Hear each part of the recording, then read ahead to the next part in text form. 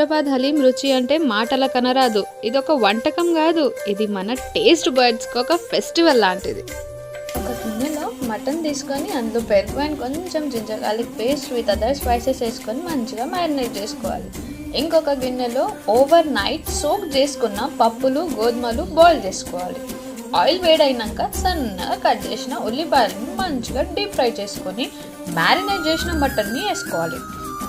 తగినంత వాటర్ వేసుకొని 5 to 6 whistles వచ్చే వరకు మంచిగా కుక్ అవ్వనివ్వాలి.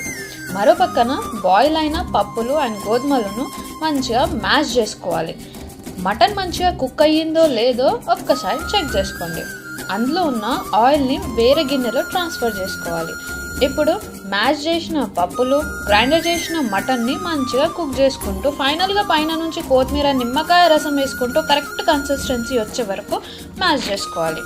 డిష్ అవుట్ చేసుకొని మీకు ఇష్టమైన టాపింగ్స్ని యాడ్ చేసుకోండి. ఇంకేంటి, ఫైనల్గా మన special authentic Hyderabadi haleem is ready.